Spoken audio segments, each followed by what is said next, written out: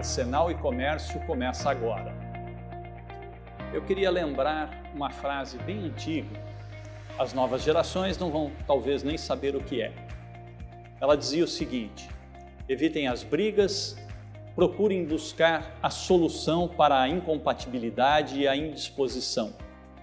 A grande maioria dos motivos da irritação está no mal-estar do seu estômago. Pílulas de Vida, Dr. Ross. Essas eram as frases que constantemente a gente lia nos almanaques de farmácias. Para as novas gerações, Almanaque de Farmácia era uma revistinha muito bacana que a gente encontrava periodicamente nas farmácias há muito tempo atrás. Esses almanaques fizeram tanto sucesso que alguns deles chegaram a edições nas décadas de 1920, 1930, próximas de 50 mil exemplares. Isso era a coqueluche do momento. E por que Arsenal e Comércio abre hoje falando do almanaque da farmácia? Nós hoje vamos ter aqui na nossa sala de visitas o presidente do Sindicato do Comércio Varejista dos Artigos Farmacêuticos, Medicamentos e Similares.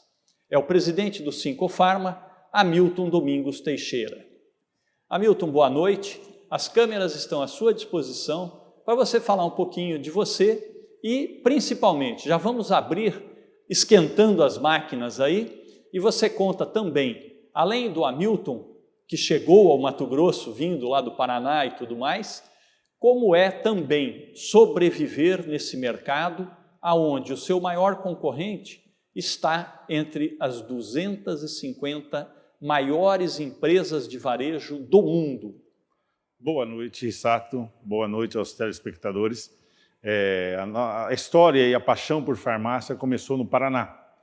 Então, lá na década de 80, eu tinha um primo meu que tinha farmácia e ele pagava para mim e um outro primo nosso amolar as agulhas.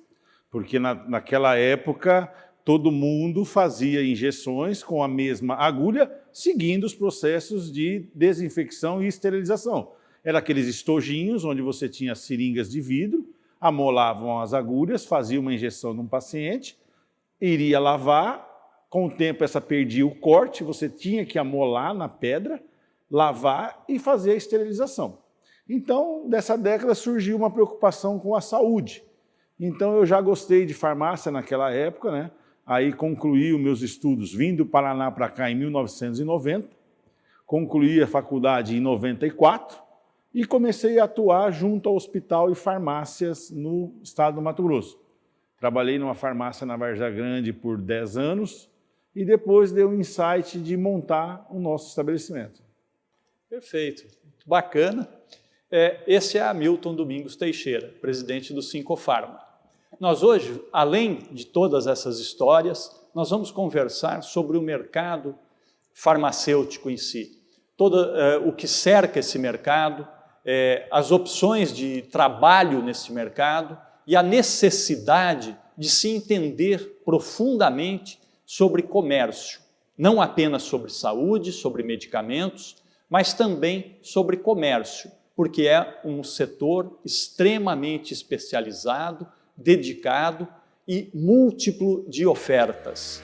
A gente volta em seguida, após o nosso comercial, e continuamos essa conversa até o final de Arsenal e Comércio de hoje.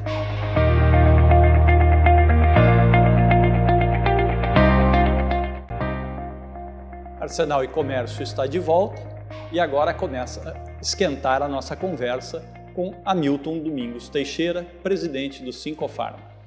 Hamilton, quando a gente olha para uma farmácia, né, no primeiro momento você acha que é simplesmente um local onde você vai lá comprar um remédio e vai embora. A estrutura toda que existe por trás disso aí, a evolução que foram as farmácias, muito diferente da época em que você mesmo nos contou agora, que afiava agulhas, né? Hoje as farmácias movimentam uma infinidade de produtos, a capacidade que as pessoas precisam desenvolver para trabalhar dentro de uma farmácia, os sistemas, o contato com o fornecedor, entender essa logística toda. Como é isso aí? E independente de ser uma pequena ou grande farmácia, como funciona isso nesse nosso mercado hoje? Muito bem lembrado, Rissato. O comércio de medicamentos hoje ele é muito meticuloso, porque a gente sabe que entre a dose do remédio e do veneno é a concentração. Então hoje a gente precisa e tem que qualificar as pessoas que trabalham com a gente, porque uma dosagem de 5, 10, 15 miligramas entre um medicamento ou entre uma droga e outra pode levar o paciente a óbito. Então a farmácia é um estabelecimento que ela requer muita atenção, muita preocupação em medicamentos que são termoláveis, igual Cuiabá, 39, 40, 50 graus. Tem medicações nossas que exigem hoje ficar entre 2 e 8 graus.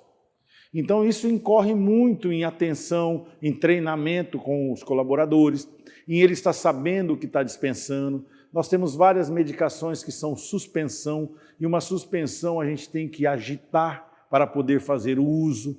Então, assim, requer muito esforço e treinamento. E é isso que a gente vem trabalhando hoje, as farmácias do Estado, com os colaboradores, que eles se adequem às novas modernidades. Porque antes, a gente fala aí de 2 décadas atrás, a gente tinha 2 ou 3 tipos de antibióticos, no máximo. Hoje nós temos uma infinidade de antibióticos e medicações com ações diferentes. Se a gente hoje falar de uma medicação que é com uma absorção, como você diz, que um paciente tem um problema estomacal, ele hoje tem medicações que são absorvíveis sublingual. Então ele vai fazer o uso e não vai atingir o estômago, e isso vai ter uma resposta mais rápida à patologia dele. Então a evolução constante da indústria farmacêutica é muito boa e rápida.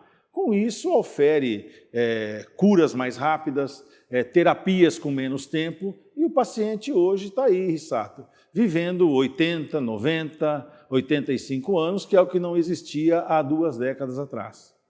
Certo. Quando a gente fala em mercado farmacêutico, a noção que vem para nós no dia a dia também é simplesmente a farmácia em si.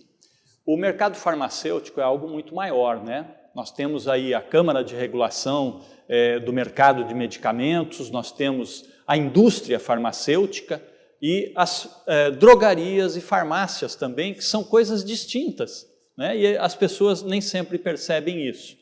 Conta um pouquinho como é que é tudo isso. Rissato, muito bem lembrado. A profissão farmacêutica hoje, ela enquadra o profissional em mais de 120 trabalhos diferentes. Podemos começar aí com as farmácias de manipulação, onde exige um profissional preparado para fazer cálculos de pesagem, cálculos de drogas, fazer a mistura. Nós temos hoje também o profissional que se enquadra nas unidades hospitalares em gestão de hospital, em gestão de compras de medicamento, na área de oncologia, que está crescendo muito hoje, que são drogas, que são as dosagens pequenas para uma ação efetiva grande, então o profissional farmacêutico também está ali. O profissional farmacêutico também está hoje na indústria de alimentos. Então, hoje, assim, são mais de 120 profissões. Então, não é somente o estabelecimento farmacêutico. O estabelecimento farmacêutico, ele está, sim, hoje ali, com o profissional, e também, Rissato, nos estabelecimentos farmacêuticos hoje, nós estamos tendo uma evolução do farmacêutico clínico, aonde o farmacêutico hoje consegue fazer uma anamnese com o paciente e até mesmo fazer uma parceria com o médico para poder dizer, ó, esse paciente há tantos dias apresenta uma pressão arterial alterada, apresenta dores, visões, e o farmacêutico hoje pode pegar essas informações, fazer um documento e encaminhar para o paciente, ir ao médico e já ter uma pré-diagnóstico daquilo que está acontecendo. Então, essa parceria do profissional farmacêutico e o médico, cada dia mais está se tornando mais saudável para o paciente. Isso é muito importante a gente entender, né? O profissional da área farmacêutica, ele está sendo reconhecido verdadeiramente como um profissional da área de saúde. Porque antigamente você olhava para o farmacêutico como sendo o cara que ficava atrás do balcão para pegar a caixinha de remédio. e existia todo um preparo, um estudo, e agora cada vez mais a gente percebe essa valorização desse profissional, não é? Sim, Rissato, é bem lembrado que também é o seguinte, o médico quando prescreve, antes uma consulta demorava 1 hora, 40 minutos. Hoje, com a evolução e o número reduzido de profissionais, até mesmo alguns que atendem uma patologia ou outra, quando o paciente chega ao estabelecimento farmacêutico com a prescrição, nós temos que orientar maneira de uso, qual é o melhor horário, o que o medicamento difere do outro, porque isso é o papel nosso, profissional ali no atendimento, e fazer uma dispensação correta. Igual a gente diz hoje, muitos medicamentos, o cara fala assim, não está fazendo efeito, como a gente disse anteriormente, é uma suspensão, então o senhor tem que agitar. Se o senhor não agitar o medicamento, o senhor vai só tomar água, porque o princípio ativo dele vai ficar dentro do frasco. Uma coisa bem salutar, quem usa colírios, existem muitos colírios que o paciente tem que obstruir a bolsa lacrimal para pingar o colírio para ele ter uma ação rápida.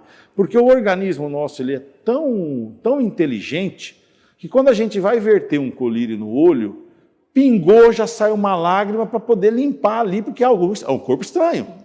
É um corpo estranho. Então as orientações, o dinamismo disso nas farmácias, e isso está crescendo muito hoje, que é uma orientação que tem que ser feita. Porque por si só as pessoas hoje acham que é simplesmente misturar os remédios e estar tomando. Quantos comprimidos eu tenho que tomar, de quantas em quantas horas? Não é bem assim, não. Né? É necessário, até pela quantidade enorme de medicamentos diferenciados que existe hoje, né? Quantos itens hoje circulam dentro de uma farmácia média? Hoje, Rissato, a gente tem uma revista que chama ABC Pharma, e aí lá tem todos os nomes de medicamentos e laboratórios. Hoje são 19.800 itens. Então, assim, é muito complicado, é muito. E todo mês ou todo o semestre a indústria está lançando medicamentos novos, porque a gente sabe que com a evolução algumas bactérias se tornam resistentes, né? Um tempo de hospital a pessoa adquire uma resistência, tem que fazer medicações diferentes. Então, hoje uma farmácia ela tem em média dos 19.000 itens, ela tem em média de 8 a 11.000 itens para trabalhar. É uma quantidade muito grande. Nós, alguns programas atrás, entrevistamos aqui o Cássio Catena, da área de alimentação e supermercados, e também era uma das situações que ele colocava, a quantidade de itens diferentes dentro de um supermercado. E aí quando você olha para um supermercado, que é um estabelecimento enorme, muito grande, né? E aí olha para a farmácia, que normalmente é muito pequeno, né? A gente ainda tem constantemente na lembrança, quando fala de farmácia, aqueles armários que fazem mágica, né?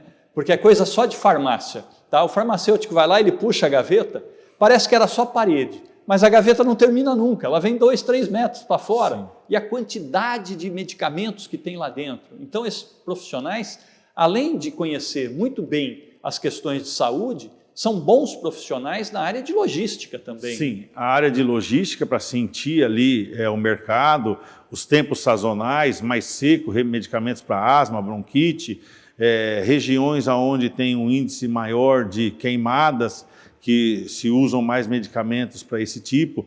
E nós também temos uma arte que é bem difícil também, que você há de convir, que são as interpretações das prescrições médicas. Mas isso é um tema que a gente pode, no futuro, verificar, que são as escritas médicas, que ficam bem difíceis de se entender. Então, a gente tem que tomar este cuidado de estar dispensando a medicação correta e prestando muito atenção naquelas letras que, às vezes, a gente não chega a não entender. Tem que fazer uma análise de toda a prescrição, saber a patologia, que o médico ele é um urologista. Então, uma medicação que está escrito ali tem que ser para urologia, então temos que ir por meio achismo, então isso é bem complicado também. Então exige-se muito disso para poder se estar prestando um serviço de qualidade. Essa eu estou aprendendo agora, tá? É o macete, né, do farmacêutico. Sim. Ele vai descobrir qual é a especialidade do médico para poder também interpretar o que foi receitado. Porque na minha época de criança, na escola, a gente brincava uns com os outros dizendo o seguinte: só o farmacêutico para entender isso que você escreveu aí. Né? Isso você tem razão, acontece muito hoje. Quando chega, você olha, só vocês mesmo aqui, porque eu estou saindo de lá, não estou conseguindo entender o que o cara quer dizer aqui. Tem uma rabisqueira aqui que não dá certo. São dificuldades, né? E é um risco muito grande. Muito grande.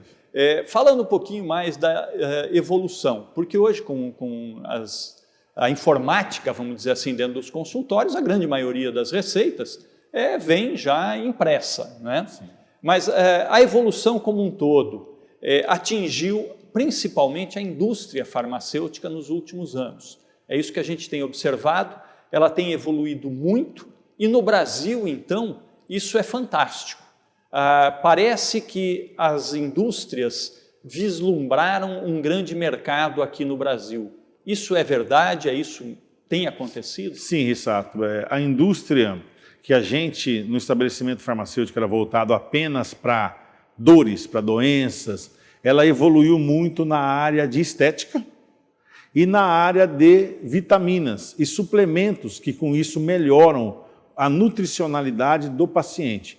Tanto é que hoje nós temos vários farmacêuticos fazendo nutrição, porque é um curso que te dá uma bagagem interessante, porque um diabético hoje ele tem perca de potássio, porque aumenta a diurese, ele urina muito, perde potássio, então ele já começa a fazer a clínica, eu estou reclamando de câimbras direta, aí o farmacêutico já consegue interpretar aquilo e está fazendo alguma medicação suplementar para isso. Então a indústria farmacêutica ela cresceu muito na beleza, na área de nutrição, na área de estética, cremes com ácido, protetor solares que não saiam no suor, como Cuiabá é uma região muito quente, então também tem uma tecnologia muito grande nisso. Nós temos hoje produtos que são adesivos para se conter a dor, que antigamente a gente usava em plástico sabiá, certo? E hoje você tem umas tiras, umas faixas com anti-inflamatórios que contêm a musculatura, para quem pratica muito esporte. Então, realmente, Rissato, você tem razão, estão avançando muito a indústria farmacêutica, em todos os segmentos, desde a ortopedia até a oftalmologia. E isso é sempre benefício para o consumidor. Para o consumidor. Né? Claro que dá uma dor de cabeça muito grande para a farmácia, para o pessoal que trabalha lá dentro em estruturar tudo isso aí. Sim. Né? Porque cada dia tem uma novidade, tem um medicamento mais novo e você tem que orientar o seu cliente, né? O seu consumidor final. Sim. E além disso, as farmácias são um grande dispensador de uma série de outros artigos envolvidos com a saúde, que é o que a gente tem visto aí. Nós vamos só para um pequeno intervalo e voltamos em seguida para continuar essa conversa muito gostosa que está aqui com o Hamilton, hoje presidente do Sincofarma.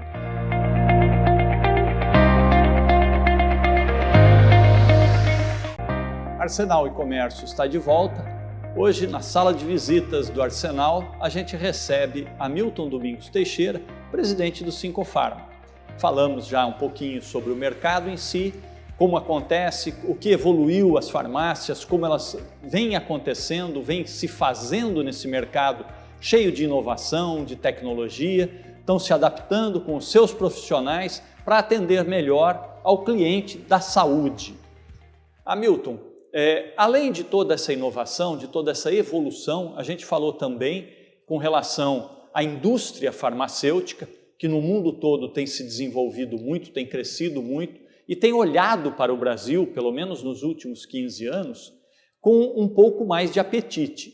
Mas mesmo assim, a gente observa que as 10 maiores indústrias instaladas aqui no Brasil, entre elas, 6 são genuinamente nacionais. E a maior de todas elas é uma indústria brasileira que vem se multinacionalizando porque está investindo em outras áreas, principalmente na área de cosmética, de perfumaria, com pontos de negociação e parcerias na América Latina e na própria Europa. Como é esse mercado aí todo e o que isso reflete no balcão da farmácia para o cliente? Bem, Rissato, você tem razão, as indústrias nacionais, desde a criação do medicamento genérico, ela foi agraciada com uma grande fatia de mercado, que ela vem crescendo gradativamente. E essa nacionalização facilitou isso para os laboratórios que aqui estão instalados, principalmente na região de Goiás, onde se tem uma indústria muito grande, com 7 ou 8 laboratórios ali de grande produção, e esses laboratórios, com a planta pronta, começaram a produzir para outros players de mercados, que seriam a área de estética, a área de produção de filtros solares, protetores solares, a área de vitaminas, que é uma área que não tinha, porque você, hoje no país, se cuidam bem mais da saúde do que antigamente, e essas indústrias despertaram esses mercados que estavam adormecidos. E com isso preocupou as multinacionais. Aí as multinacionais voltaram para ver o mercado interno, que estavam numa zona de conforto, e começaram a adquirir essas empresas. Hoje algumas multinacionais já compraram algumas nacionais, mas só que, para nossa felicidade e a saúde do bolso do paciente, não alteraram os valores dos medicamentos, porque o genérico ele tem um custo menor para o paciente. Você tocou no assunto genérico.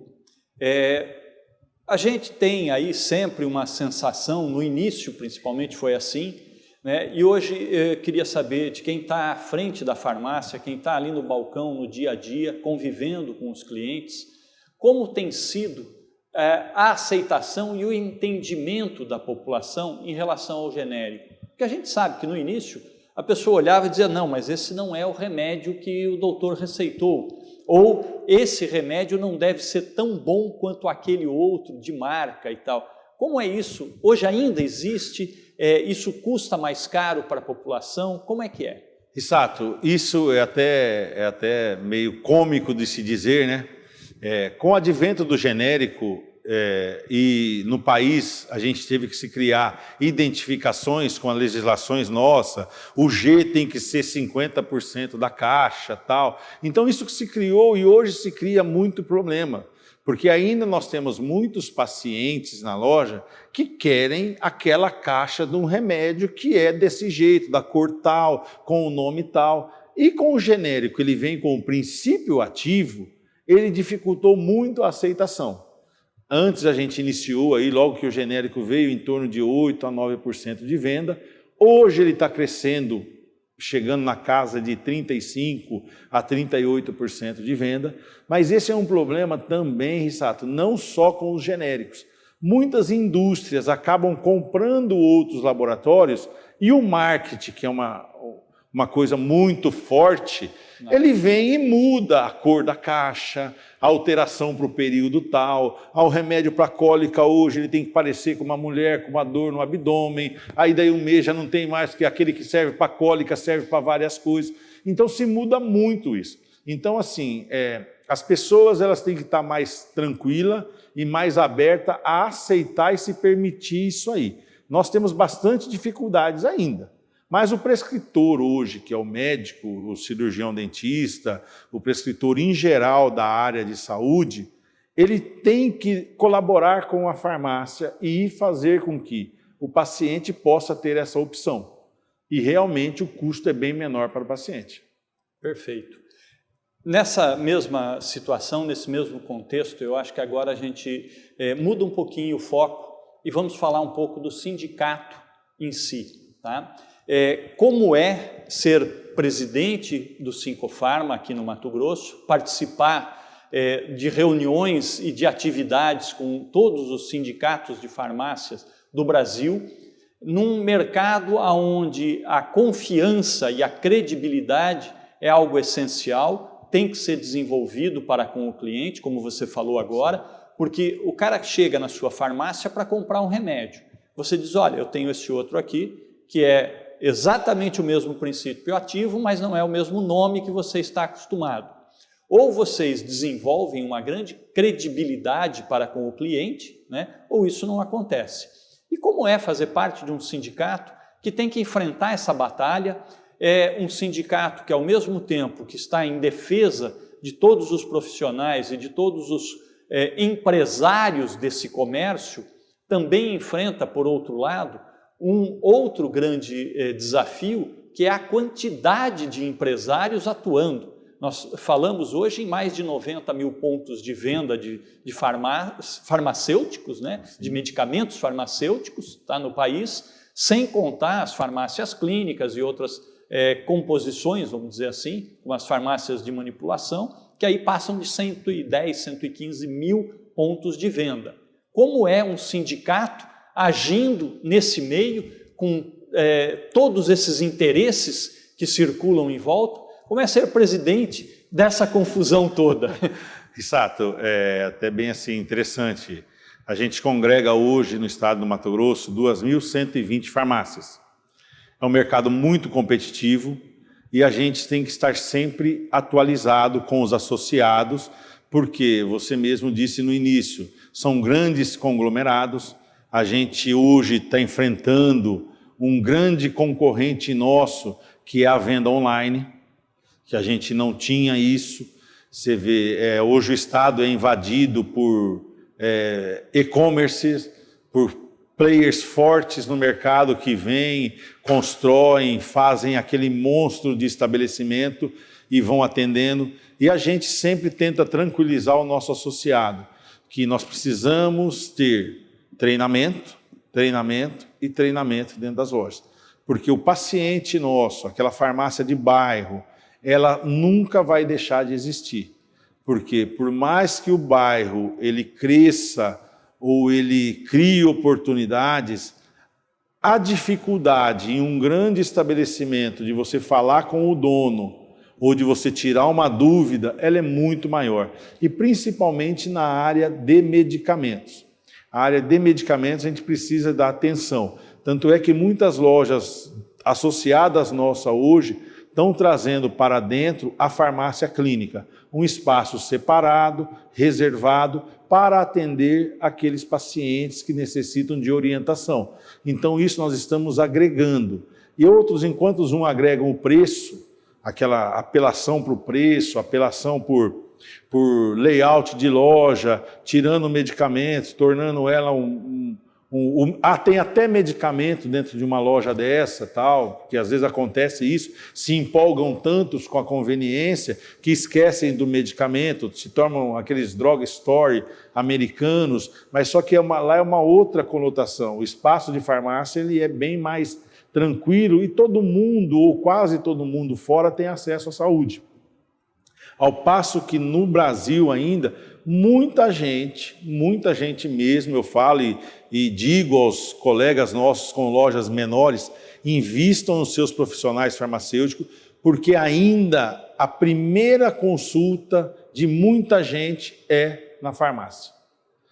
Então, assim, é um mercado que a gente tenta trazer novidades, tentamos trazer e trouxemos os associativismos para a gente criar mecanismo de compra em conjunto para competir com grandes redes, custo operacional, tentar diminuir o custo operacional das lojas nossas, criando merchandising ou marketing coletivo. Então a gente se reinventa no mercado farmacêutico.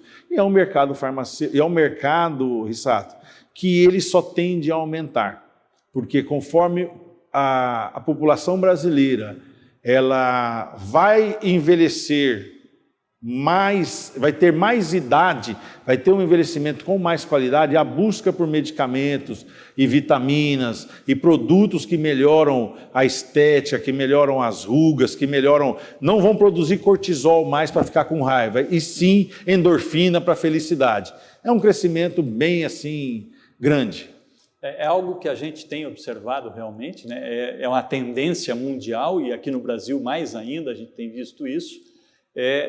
A qualidade de vida, a busca pela saúde através de exercícios físicos e tudo mais. E aí a gente percebe, ao olhar para o mercado farmacêutico, essa grande virada também, né? A farmácia deixou de ser o local de encontro de quem está doente para ser o local de encontro de quem tem saúde e quer mantê-la, né? É isso que a gente tem visto. Sim. Isso a gente tem notado muito na farmácia. A gente pega um segmento aí de diabético, a gente oferece a aplicação das insulinas e se a gente comparar um quadro de um ano atrás para hoje se vai lá por dia na farmácia em torno de 10, 12 pessoas para estarem tomando a medicação e querendo uma matéria, um artigo que diz o que ele pode fazer, o que ele não pode. Então está se tornando um centro de convivência de algumas doenças que o cara estava lá na casa dele esquecido, fazia sozinho, ficava com raiva, errava a aplicação. Hoje ele está indo na farmácia, que é um centro próprio para isso, faz a sua aplicação, ele lê uma revista, ele lê um jornal, tanto é que você disse no início, né? 50 mil exemplares de almanaques. Hoje o laboratório, o laboratório catarinense, que é o produtor do almanaque, no último ano ele teve uma produção de quase 80 mil unidades, porque as pessoas se interessam em estar distraindo com a palavra cruzada que tem ali dentro, com uma dica de saúde, e hoje é um grande diferencial que as farmácias menores estão tendo para esse público dela. Eu acho que é algo que está fazendo a diferença no mercado de saúde, nessa transformação, e depende muito da farmácia, né, desse contato com o cliente, é a adesão e permanência do paciente ao tratamento. Porque o que se observou, e algumas pesquisas mostraram isso tanto lá fora quanto aqui dentro, o paciente, quando ele está em estado crítico, ele vai até o médico, ele pega o receituário, ele vai para a farmácia e toma esse medicamento. Mas, principalmente, em países com menor poder aquisitivo, isso aí é só durante o estágio crítico. Melhorou um pouquinho, ele para. E a farmácia, esse tipo de atendimento da farmácia de bairro, da farmácia menor, que fica próximo da pessoa, tem sido um grande diferencial na adesão ao tratamento, não é? Sim, tanto é que a gente tem, não podemos falar de todos os males dos programas dos governos federais. Um programa que trouxe bastante gente para a farmácia e tirou do pronto atendimento foi o Farmácia Popular. Por quê? Um diabético, um asmático, um hipertenso, ele sabe que na farmácia não falta a medicação dele todo mês que o governo federal paga para ele. Então ele não precisa se preocupar se o posto de saúde está aberto, ele não precisa se preocupar se vai ter a medicação ou não na farmácia do governo. Ele vai à farmácia, pega a medicação, tem o controle constante, e nós fizemos como sindicato uma pesquisa dos pacientes atendidos. De cada 1000 pacientes que tem todo mês o medicamento religiosamente tomado, certo? 3% só teve que voltar ao PS, mas não por falta do medicamento, às vezes por abusar de uma coisa ou outra, mas não do tratamento. Olha como que isso é maravilhoso. É fantástico. Nós vamos para mais um pequeno intervalo e vamos continuar ainda com essa conversa.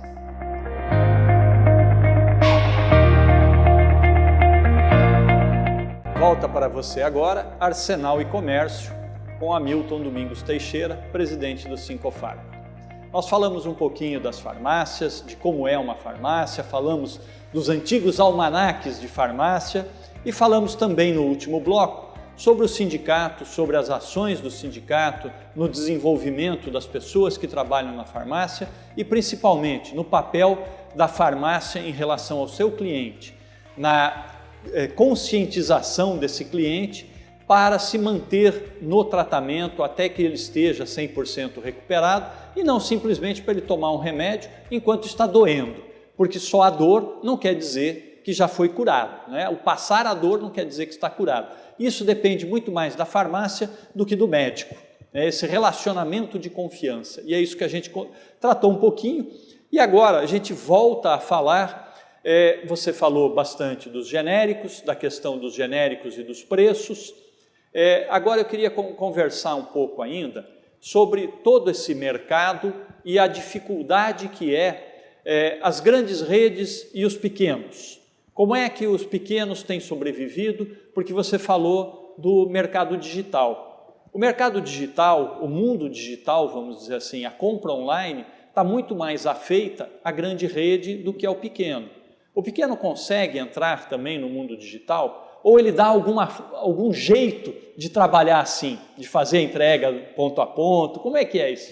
Exato. Nós temos que se reinventar. Todo dia, todo minuto, o mercado ele é muito cíclico, muito rápido, e o mercado farmacêutico não ficou fora disso. Nós, como sindicato, hoje estamos procurando treinar os nossos empresários a aceitar a mudança. Então hoje a gente não consegue ter aí cada farmácia individual um site de busca, um site de procura. Então a gente está criando uns polos associativos, certo? Aonde que o empresário ele tem que entender que se tem um pedido do bairro Pedra 90 e ele está aqui na Cidade Alta, é mais tranquilo deixar a plataforma do Pedra 90 atender lá, certo? Que o custo dele vai ser menor e vice-versa. Então nós vamos ter que se aprender a se amar nesse momento, a dividir experiências, a formar essa competitividade com as grandes redes, que é a atenção farmacêutica realmente, porque você hoje, como cidadão, como consumidor, você entra numa grande rede para passear, de repente nem está ali o profissional, você fica perdido andando ali dentro. Foi o que a gente falou com a associação nossa há um tempo atrás, com a ABC Pharma, que é uma associação que congrega a gente. Nós vamos ter na nossa loja e treinar os atendentes nossos a ser os concierge. O paciente vai chegar na porta da loja, o que o senhor deseja, me acompanhe, eu vou vendo, eu vou conversando. Então, quando o estabelecimento é menor, a gente consegue fazer isso mais tranquilo. E com isso, a gente consegue atender o paciente por inteiro. E enquanto isso, em algumas grandes redes ou loja, onde tem um espaço muito grande para parar, não tem o espaço humano trabalhando ali dentro. Então, Rissato, a gente fala para os associados nossos que a gente tem que trabalhar o colaborador interno, fazer ele vestir a camisa da farmácia, fazer ele entender o paciente e procurar dar o feedback para ele, a conscientização de que se está fazendo efeito o remédio, se ele conseguiu tomar certinho, que dúvida ele tem, direcionar bem o que acontece. Hoje uma prática que as pequenas farmácias têm, porque, igual eu disse para você no início, de 2.120 farmácias no estado do Mato Grosso, 1.830 são pequenas lojas. Então, ou elas se aproximam realmente do sindicato para entender esse processo e se fortalecer, ou realmente vai ter dificuldades. Então é o que a gente fala, nós precisamos se associar como entidade, como farmácia pequena, entre aspas, mas de tamanho, e fazer com que isso a gente se sobressaia nesse mercado. E um mercado muito grande hoje, que a gente diz, são os mercados virtuais. Nós temos ainda, Rissato, uma grande fatia de medicamentos que não podem ser transportados sem as prescrições médicas. Então, de repente, a farmácia vai ter uma sobrevida um pouco maior. Mas, como a gente disse no início, se avançou muito a telemedicina. Após a telemedicina hoje, já se tem as prescrições digitais, que os médicos fazem a prescrição, ela fica disponível numa plataforma, o cara vai à farmácia, o paciente vai à farmácia, e essa receita já está disponível no site daquele médico que fez lá. Não acho que esteja longe de ele chegar na casa dele, dar a senha e falar assim, essa receita é minha, me traz em casa. Então nós vamos ter que se preparar para isso também. Perfeito. E é onde nós temos que se unir e fazer com que esse custo operacional diminua para nós pequenas lojas. Com certeza. É como a gente falou, a sindicalização, o associativismo, entender esse trabalho conjunto é fundamental, né? Eu vou aproveitar agora, a gente está caminhando já para o final do nosso último grande bloco, depois é só um encerramento, e eu acho que está na hora da gente botar um pouquinho de fogo nessa conversa. Vamos aquecer um pouco mais esse papo.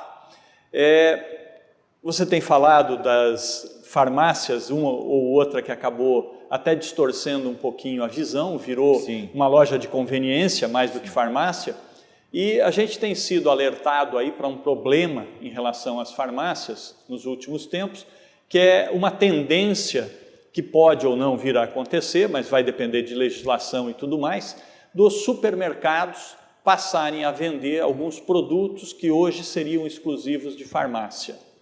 Como é essa situação? O sindicato como se posiciona e qual é o melhor mecanismo de defesa para principalmente as pequenas farmácias?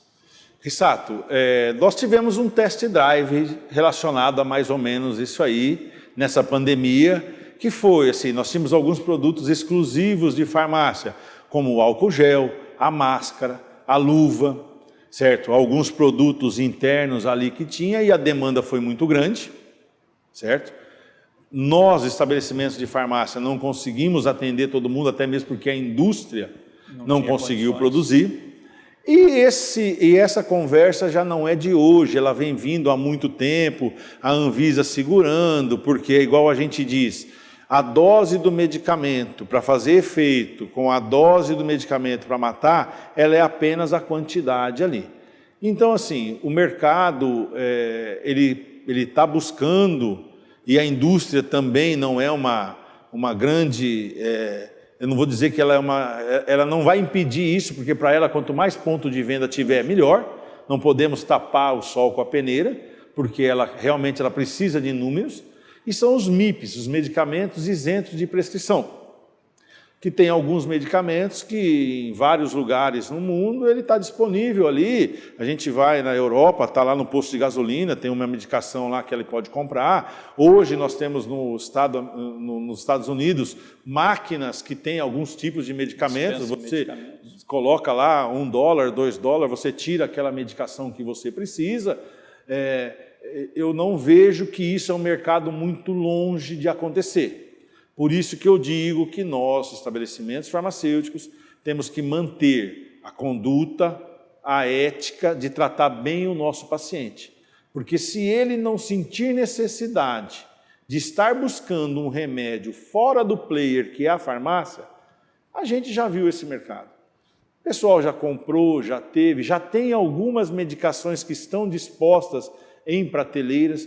Eu observo muito quando eu visito um estabelecimento que eu vejo que aquele produto está ali, aí às vezes eu vou lá, mexo nele, e aí daí 2, 3 dias eu vou para ver se alguém veio e comprou ele ou não, não está saindo tanto, tal. Então assim, a gente que está, como empresário, tem que se medir isso de alguma maneira ou de outra.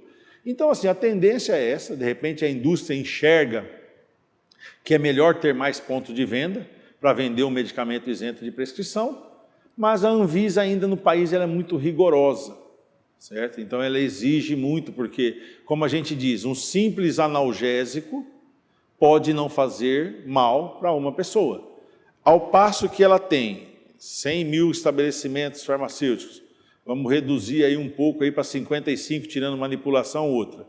Estar em 55 mil estabelecimentos, um anti-inflamatório é uma coisa. Estar em 200 e poucos mil mercados é outra coisa.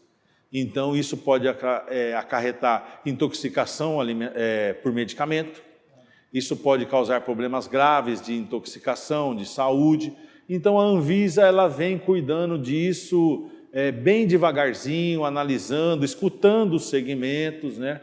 E eu acho que isso é importante, porque a gente não pode, não que seja de exclusividade do segmento farmacêutico, mas tem que ter uma parcimônia e um raciocínio bem... Tem que haver um cuidado. Um cuidado e uma racionalidade.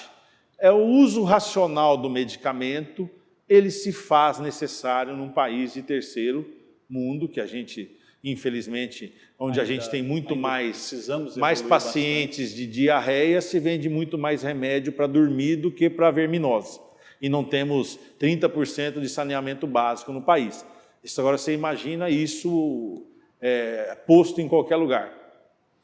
Antes da gente concluir o bloco e continuando com a brasa que está acesa aí na conversa, vamos falar um pouquinho sobre a tributação na área farmacêutica?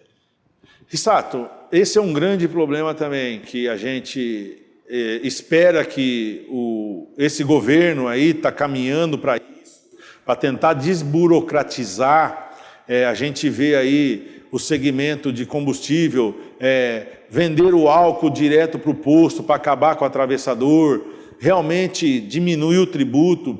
E o remédio vem nessa mesmo viés. A gente tem muito distribuidor e muito atravessador no meio da indústria e da farmácia. E nessa pegada, nesse meio de lá para cá, Hoje o país nosso, a carga tributária do medicamento é em torno de 33% a 38%.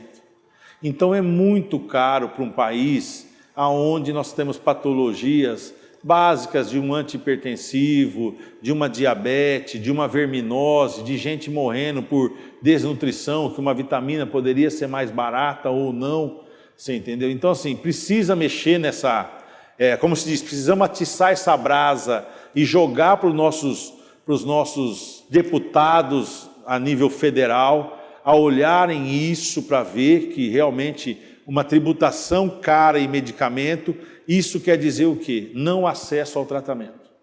Ao passo que se eu tivesse um custo menor, um imposto menor, eu teria muito mais adesão de paciente e muito menos gente internada, que o custo operacional é muito caro. Acaba sendo muito mais elevado. Muito então, mais elevado. Seria realmente necessário um novo olhar sobre esse mercado todo, não só do ponto de vista tributário específico com o produto, mas também a guerra tributária entre os estados. Né? A guerra tributária entre os estados ela é real, ela é de um enfoque muito grande, que a gente viu aí há uns 15, 20 dias atrás, algumas notícias de umas distribuidoras no estado de São Paulo, onde se gavetas cheias de dinheiro que era oriundos de não pagamento de impostos para lá ou para cá. O que vai dar aquilo a gente não sabe. Agora, se fosse, o medicamento é isonômico para todo o estado e para ter acesso à população vai ser uma carga tributária única, não importa onde ele é produzido, o que ele é feito. Então falta realmente, e aí eu peço para os associados nossos do Mato Grosso, cobrem os deputados, vamos diminuir a carga tributária do medicamento. Porque diminuindo a carga tributária do medicamento, Rissato, nós vamos ter mais adesão aos tratamentos. Porque a gente vê muito a farmácia, uma prescrição que o paciente vai lá, o médico mandou usar uso contínuo. Ó, senhor, leva 4 caixas. Não, vou levar só 15 comprimidos e vou ver o que eu vou fazer. E aí ele não consegue voltar ao médico, porque se ele foi na saúde, o médico que ele pegou naquele plantão, para ele conseguir achar de novo, é muito complicado. E uma saúde pública, municipal, estadual, o que eu acho muito difícil, e isso para nós empresas é fácil, é um controle. Por exemplo, o seu Antônio vai hoje num posto de saúde A. Se o seu Antônio voltar semana que vem, é outra ficha que o seu Antônio tem que abrir. E aí não sabe o que o seu Antônio tomava, porque não é o mesmo médico, e não é uma... Não sei se isso mudou, mas se mudou eu peço desculpa, mas ainda acontece muito isso. Então, assim, ele não tem adesão ao tratamento. E com uma tributação baixa, se vai ter mais paciente aderindo, menos gente doente, menos gente nos postos de saúde e menos internação acontecendo. Perfeito. Nós vamos para o nosso último intervalo comercial e voltamos em seguida.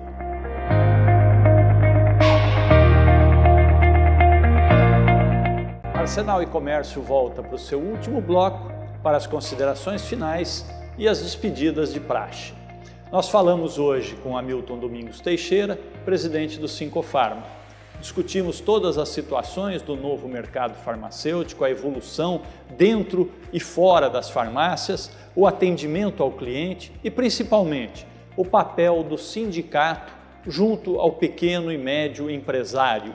E agora, a gente retorna com o Hamilton para ele contar para nós como é que o sindicato está se preparando e se posicionando para enfrentar esse final de pandemia, que houve uma mudança muito grande no consumo, e após pandemia. Como é que vai ser agora daqui para frente? Como é que o sindicato se coloca à disposição dos seus sindicalizados? Rissato, o sindicato, em parceria com a FEComércio, desenvolveu as cartilhas de atendimento normatizadas por biossegurança.